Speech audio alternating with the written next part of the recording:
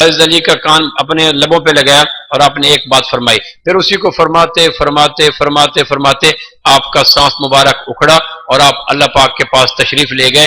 یہ آخری بات تھی، اس کے بعد کوئی بات نہیں ارشاد فرمائی۔ حسن حسین سامنے تھے، فاطمہ الزہرا سامنے تھی، 9 ازواج مطہرات سامنے تھی، بے شمار صحابہ سامنے تھے، اور 3 داماد بھی سامنے تھے۔ ان کے ہونے کے باوجود آپ نے کیا کہا؟ نہ حسن کے متعلق، نہ حسین کے متعلق، نہ فاطمہ کے متعلق، نہ 9 ازواج مطہرہ رضی اللہ عنہم اجمعین کے متعلق کوئی بات نہیں فرمائی۔ آخری بات فرمائی تو قیامت تک آنے والے امتیوں کے اندر کے دھونے کا نسخہ دیا۔ لو بھائی تم ایک کام کر لو، کیا کام کر لیں؟ وہ ایک بات فرمائی، الصلاۃ الصلاۃ الصلاۃ الصلاۃ الصلاۃ۔ لو بھائی میری بے شمار تعلیمات میں ایک قابو کر لینا، تم جوان ہو، تم بوڑھے ہو، 5 وقت کی نماز پہ کمپرومائز نہ کرنا، نماز کو سنبھالنا۔ نماز دوستوں کی خاطر، نیند کی خاطر، گپ شپ کی خاطر، میچ کی خاطر، بزنس کی خاطر، کسٹمر کی خاطر، کھیت کی خاطر، نماز پہ سودا تم نہ کرنا۔ محمد الرسول اللہ تم سے وعدہ کرتا ہے یہ عمل تمہارے اندر کو دھو دے گا، اور جب تمہارا اندر دھل جائے گا تو پروردگار تمہیں دنیا سے بے نیاز کر کے خود غیب سے یوں پالے گا جس طرح ماں اپنے اکلوتے بچے کی پرورش کیا کرتی۔ نماز پہ کمپرومائز نہ کرنا، نماز کو پکا کرنا۔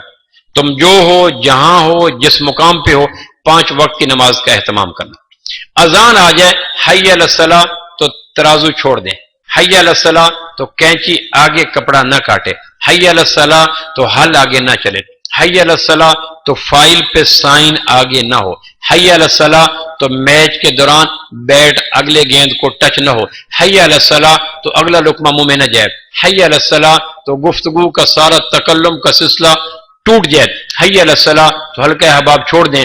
کیوں؟ میرے رب نے بلا لیا، اور بڑوں کے ہوتے ہوئے چھوٹے کی بات ماننا یہ گستاخی ہو جاتی۔ اور کبھی اگر دنیا میں شیطان تمہیں کسی بات کی طرف قائل کرنے لگے کہ دیکھو جی یہ بھی تو خدمت خلق ہے، دیکھو جی یہ بھی تو ضروری ہے، دیکھو جی یہ بھی تو ضروری ہے، شیطان ہم رنگ زمین جال بچھائے گا، غیر اہم چیزوں کو اہم کر کے بتائے گا، یہ کر کے۔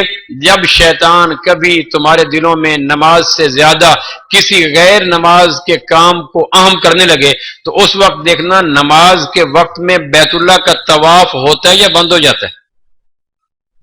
آپ میں سے جو حجاج کرام گئے، عمرہ کرنے گئے، انہوں نے حج کیا ہوگا، ان سے اگر کوئی بیٹھا ہے حاجی صاحب تو وہ فرمائے کہ جب نماز بیت اللہ میں کھڑی ہوتی ہے تو اس وقت طواف بند ہوتا ہے یا ہو رہا ہوتا ہے؟ بولو جی۔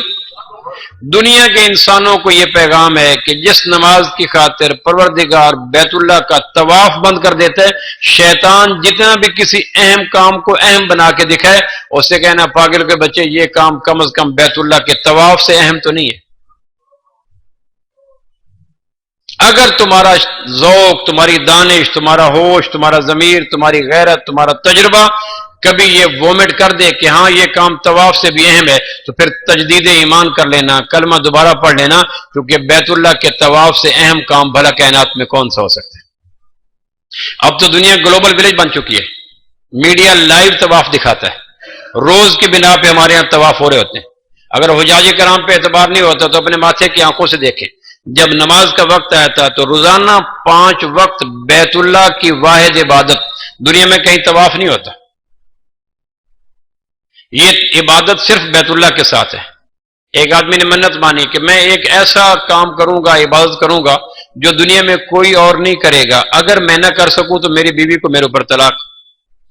جوش ختم ہوا، ہوش سامنے آیا، عبادات کو گننا شروع کیا تو کوئی عبادت ذوق میں نہ، میں تلاوت کروں، میں نماز پڑھوں، میں تسبیح کروں، میں نفل کروں، میں خیرات کروں، میں کیا کروں؟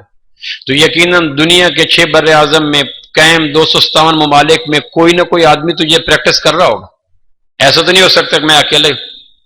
تو تھک ہار کے امام ابو حنیفہ رحمۃ اللہ علیہ کے پاس گیا، میں نے یہ منت مانی، کوئی صورت بچنے کی ہے؟ تو امام صاحب فرمانے لگے بیت اللہ چلا جا، طواف کرنے والوں کے سامنے ہاتھ جوڑ دے، کہ صرف 5 منٹ کے لیے آپ مطاف خالی کر دیں، وہ خالی کر دیں، تم طواف میں شامل ہو جانا، اپنی قسم میں سچے ہو جاؤ گے، کیونکہ طواف ہے ہی بیت اللہ